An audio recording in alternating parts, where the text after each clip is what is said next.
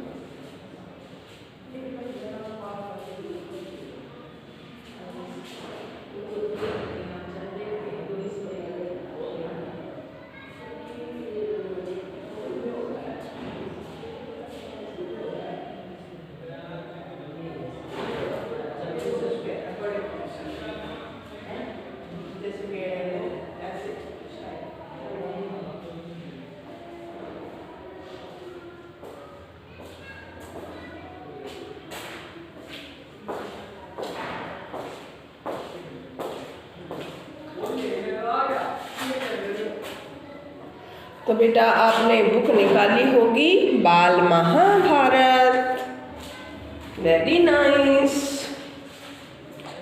जो अब जो है हम इसमें निकालेंगे लेसन कौन सा 27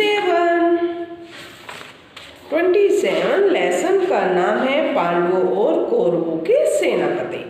अब जो है मैं इसकी रीडिंग करूंगी और जो है बेटा इसमें कुछ डिफ़िकल्ट वर्ड जो होते हैं वो भी मैं आपको बताऊंगी।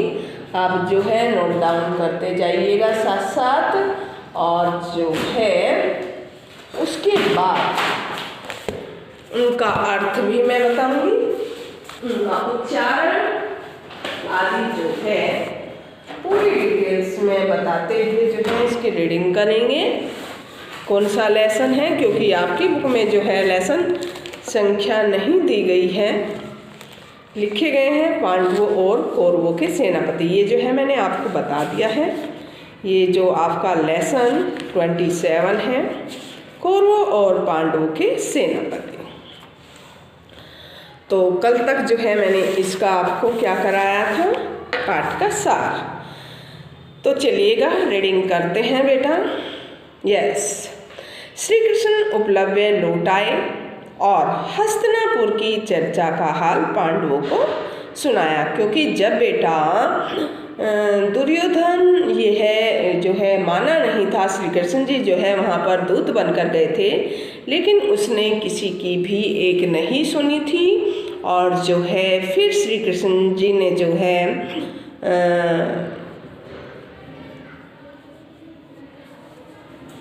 तो वहाँ से वे चले आए थे, कौन, श्री कृष्ण जी।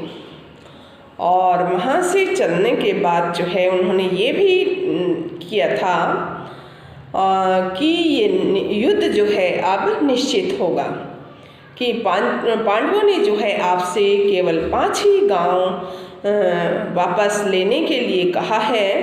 किंतु दुर्योधन जो है बेटा वो नहीं माना था, लेकिन फिर जो है श्री कृष्ण क्रोधित होते हुए वहाँ से चले आए थे, उपलब्ध लौट आए थे।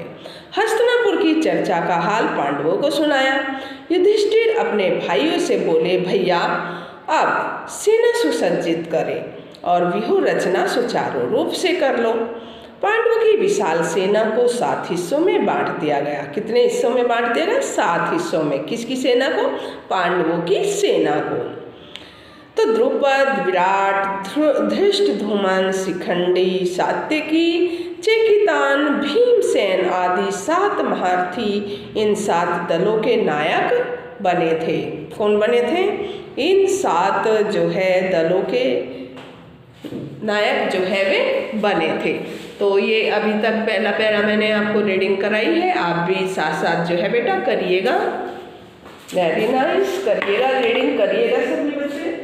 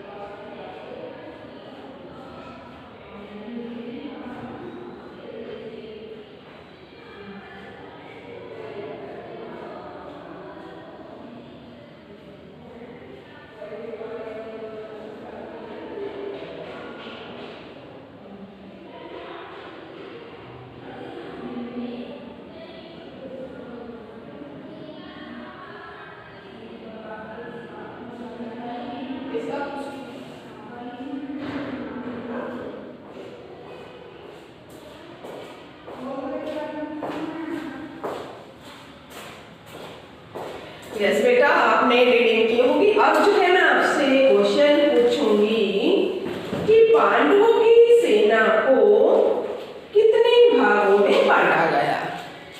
कौन सी? पांडवों की सेना को जो है कितने भागों में बांटा गया? जैसे कि मैंने आपको बताया था कि जो है आप इसकी रीडिंग करेंगे और पांडवों ने जो है बेटा आप अपनी सेना को कितने भागों में बांटा था? 7 भागों में। कितने भागों में बांटा था? पांडवों ने जो है अपनी सेना को 7 भागों में, 7 हिस्सों में बांट दिया था। पहला द्रुपद जो द्रौपदी के पिता थे, सेकंड विराट जो कि विराट के यहाँ पांडवों ने वेश बदलकर जो है अपना अज्ञातवास पूरा किया था, धृष्टद्युम्न, शिखंडी, सात्यकी, चेकितान और भीमसेन। आपको मालूम हो गया होगा। और जो है 7 महारथी इन 7 दलों के नायक बने। अब प्रश्न है कि सेनापति किसे बनाया जाए? 7 हिस्सों में तो जो है पांडवों ने अपनी सेना को बांट ही दिया था कि अब जो है सेनापति किसको नियुक्त किया जाए। सबकी राय ली गई। अंत में युधिष्ठिर ने कहा, सबने जिन जिन वीरों के नाम लिए हैं वे सभी सेनापति बनने के योग्य हैं, किंतु अर्जुन की राय मुझे हर दृष्टि से ठीक प्रतीत होती है। कैसी होती है? ठीक प्रतीत होती है। मैं उसी का जो है समर्थन करता हूँ। धृष्टद्युम्न को ही सारी सेना का नायक बनाया जाए। वीर कुमार धृष्टद्युम्न को पांडवों की सेना का नायक बनाया गया और उसका विधिवत अभिषेक किया गया। अपने कोलाहल से दिशाओं को गुंजाती हुई पांडवों की सेना मैदान में आ पहुंची। किसकी सेना पहुंची? यानी कि पांडवों की सेना जो थी बेटा वो मैदान में आ पहुंची। उधर कौरवों की सेना के नायक थे भीष्म पितामह। भीष्म ने कहा, युद्ध का संचालन करेंगे, अपना ऋण अवश्य चुका दूंगा। लड़ाई की घोषणा करते समय मेरी संपत्ति किसी ने नहीं ली थी, इसी कारण मैंने निश्चय कर लिया था कि जानबूझकर स्वयं आगे होकर पांडु पुत्रों का वध मैं नहीं करूँगा। कर्ण तुम लोगों का बहुत ही प्यारा है। शुरू से ही वह मेरा तथा मेरी संपत्तियों का विरोध करता आया है, अतः अच्छा हो कि अगर वह सेनापति बन जाए, इसमें मुझे कोई आपत्ति नहीं होगी। कर्ण का उद्दंड व्यवहार भीष्म को सदा से ही बहुत खटकता रहता था। कर्ण ने ही उठकर जो है हट कर ली थी कि जब वह भीष्म जीवित रहेंगे, जब तक भीष्म जो है जीवित रहेंगे, तब तक वह युद्ध भूमि में प्रवेश नहीं करेगा। किसने की थी जिद? कर्ण ने। भीष्म के मारे जाने के बाद ही वह लड़ाई में भाग लेगा और केवल अर्जुन को ही मारेगा। दुर्योधन ने सच सोच समझकर जो है पितामह भीष्म को शर्त मान ली थी। किसने? दुर्योधन ने, और उन्हीं को सेनापति नियुक्त किया। फलते कर्ण तब तक के लिए जो है युद्ध में विरत रहा, यानी कि युद्ध में शामिल नहीं रहा। विरत मीन्स विरत यानी कि वो युद्ध में जो है शामिल नहीं रहा। तो इसमें जो है भीष्म पितामह ने कहा युद्ध का ये तो हो गया, और पितामह ने जो है नायक तत्व के कौरव सेना समुद्र की भांति लहरें मारते हुए कुरुक्षेत्र की ओर प्रवाहित हुई। इधर युद्ध की तैयारियां हो रही थी और उधर एक रोज बलराम पांडवों की छावनी में एकाएक जो है जा पहुँचे। अचानक, एकाएक यानी कि अचानक, एकाएक का अर्थ होता है बेटा अचानक, जा पहुँचे। बलराम जी ने अपने बड़े बूढ़े विराट राज और द्रुपद राज को जो है विधिवत प्रणाम किया। विधिवत यानी कि विधि के अनुसार, विधिवत जो है बेटा उन्होंने प्रणाम किया। किसने? बलराम ने द्रुपद को। तो बलराम जी ने अपने बड़े बूढ़े विराट राज और द्रुपद जी को विधिवत जो है प्रणाम किया, विधिपूर्वक, और धर्मराज के पास बैठ गए। वह बाल यानी कि बलराम, बाल यानी कि बलराम, कितनी ही बार मैंने कृष्ण को कहा है, बलराम ने कहा, कितनी ही बार मैंने कृष्ण को कहा है कि हमारे लिए तो पांडव और कौरव दोनों ही एक समान हैं, इसमें हमें बीच में पड़ने की आवश्यकता नहीं है। पर कृष्ण ने मेरी बात नहीं मानी और अर्जुन के प्रति उसका जो है इतना स्नेह है कि उसने तुम्हारे पक्ष में रहकर युद्ध करना भी स्वीकार कर लिया है। किसने? श्री कृष्ण जी ने। तो उसने जो है बेटा एक युद्ध करना यानी कि निश्चित कर लिया। किसने? श्री कृष्ण जी ने। किसके पक्ष में?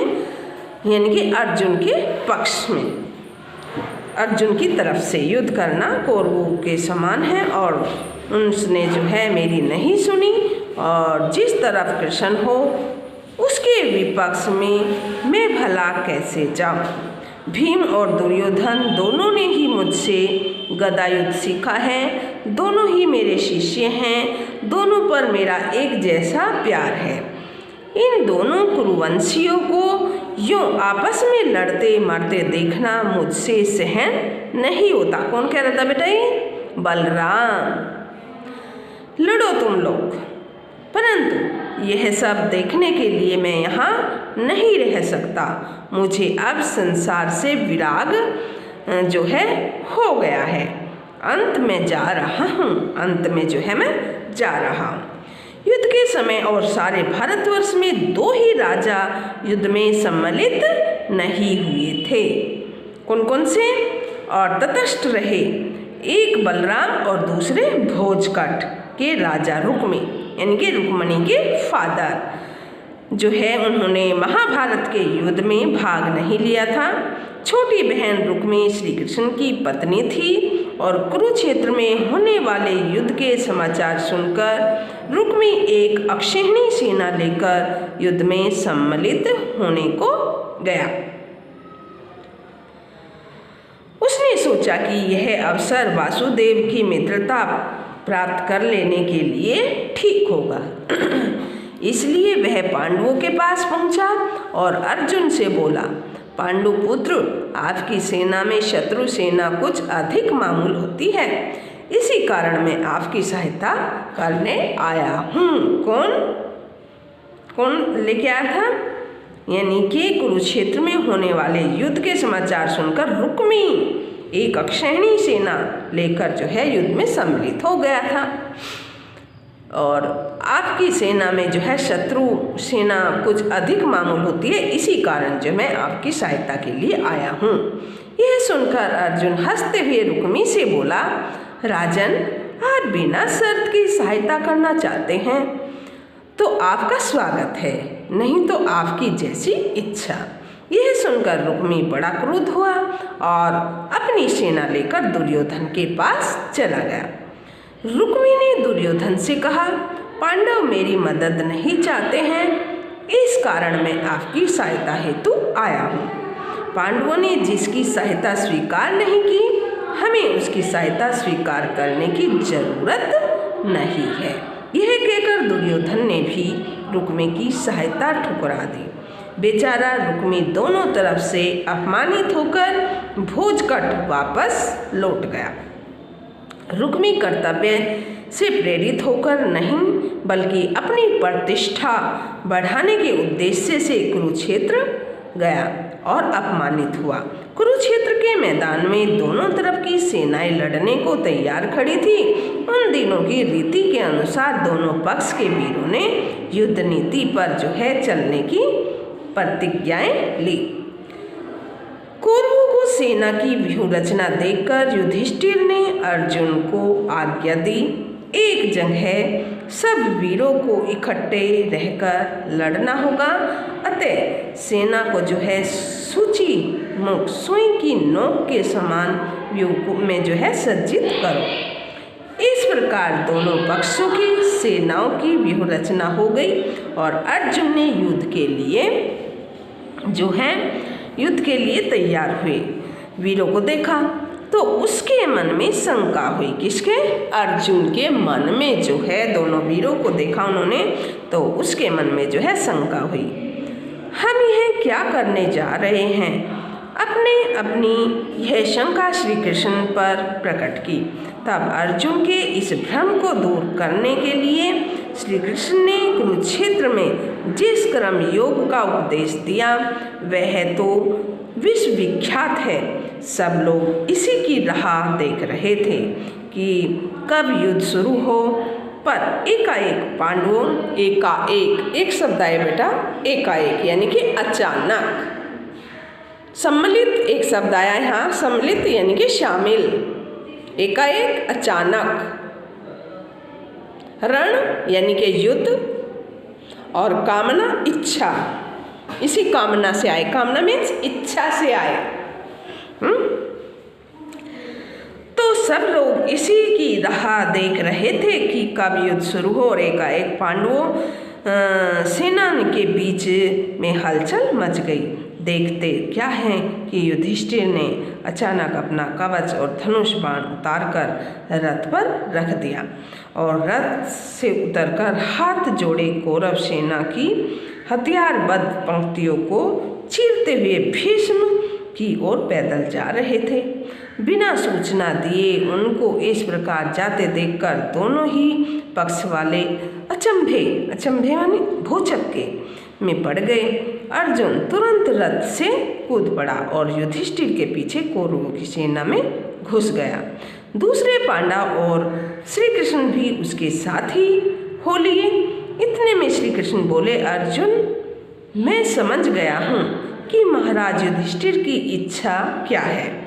बिना बड़ों की आज्ञा लिए जो है युद्ध करना अनुचित माना जाता है। धर्मराज का उद्देश्य अच्छा ही है। शत्रु सेना के हथियारबंद वीरों की कतार को चीरते हुए युधिष्ठिर सीधे पितामह भीष्म के पास पहुँचे और झुककर उनके चरण छुए।